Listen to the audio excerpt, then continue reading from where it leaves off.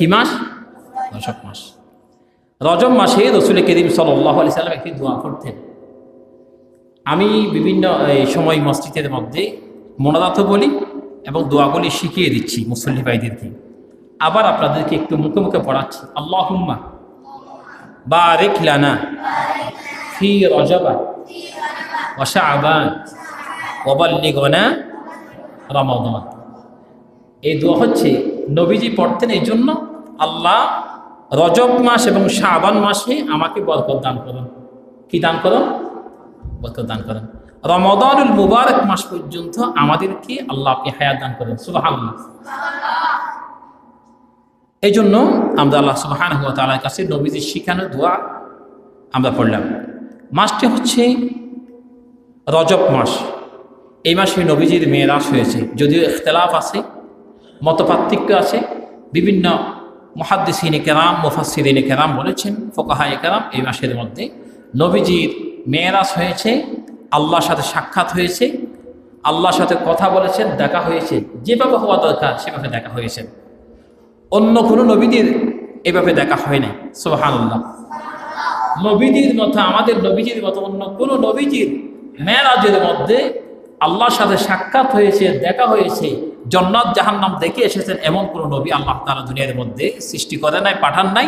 শুধুমাত্র একজনকে পাঠিয়েছেন, মুহাম্মাদুর রাসূলুল্লাহ সাল্লাল্লাহু আলাইহি ওয়াসাল্লাম। সুবহানাল্লাহ।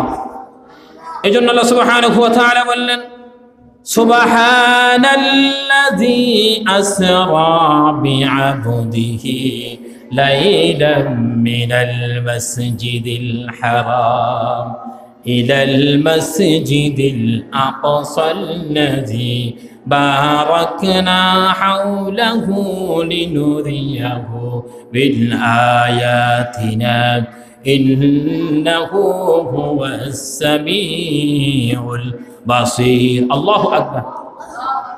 আল্লাহ সুবহানাহু ওয়া তাআলা কুরআনুল কারীমের এই সূরার মধ্যে সুবহান বলে সম্বোধন করে, আসরা বিআবদিহি, ফুত পবিত্র তিনি আল্লাহ, তিনি তার বান্দাকে, রাসূলকে আল্লাহ তাআলা মসজিদুল হারাম থেকে মসজিদুল আকসা পর্যন্ত, মসজিদুল আকসা থেকে শুরু করে এক একটি আসমান শেষ করে করে সপ্তম আসমান পর্যন্ত আল্লাহ তাআলা আল্লাহর নবীকে আরশ আযমে নিয়ে গেলেন। সুবহানাল্লাহ।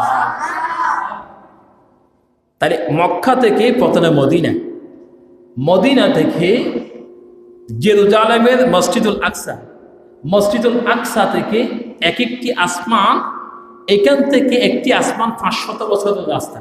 কয়শো বছর? 500 বছর। আবার একটি আসমানের যেই স্তর আছে, চওড়া আছে, সেটা 500 বছর। আবার একটি আসমান থেকে আসমান পর্যন্ত আবার 500 বছর, আবার একটি আসমান থেকে আবার 500 বছর, আবার আসমানের একটি পরিধি হচ্ছে, চওড়া হচ্ছে 500 বছর। এরকম করে করে আল্লাহর নবীকে আল্লাহ তাআলা আরশ আযীম পর্যন্ত নিয়ে গেলেন। সুবহানাল্লাহ। আল্লাহু আকবার। এই জন্য তাহলে প্রথমে নিলেন মসজিদুল হারাম থেকে মসজিদুল আকসা, বাইতুল মুকাদ্দাসে গেলেন। বাইতুল মুকাদ্দাস থেকে আল্লাহ তাআলা এই বাইতুল মুকাদ্দাসের মধ্যে সমস্ত যতগুলি নবীকে আল্লাহ পয়গম্বরকে দুনিয়ার মধ্যে পাঠালেন, সমস্ত নবী এবং পয়গম্বরগণ মসজিদুল বাইতুল মুকাদ্দাসের মধ্যে ছিলেন। সেখানে জিবরাইল আলাইহিস সালাতু ওয়াস সালাম গিয়ে নবীজির যেই বোরাক ছিল, বাহন ছিল, সেটাকে বেঁধে দিলেন পাথরের মধ্যে একটা ছিদ্র করে। এরপরে নবীজি সেখানে ঢুকলেন। সমস্ত নবীদের ইমামতিতে আমাদের রাসূল রাহমাতুল লিল আলামিন মুহাম্মাদুর রাসূলুল্লাহ সাল্লাল্লাহু আলাইহি ওয়াসাল্লাম ইমামতি করাইলেন, নামাজ পড়লেন 2 রাকাত। এর আগে এই অতক্ষণ সময় সেখানে গিয়ে নামাজ পড়ে আবার আল্লাহর সাথে সাক্ষাৎ করার জন্য, মোলাকাত করার জন্য চলে যাবেন। অন্য কোনো নবীকে এরকম মেরাজ হয়েছে আপনারা শুনেছেন? অন্য কোনো নবীর এরকম মেরাজ হয় নাই।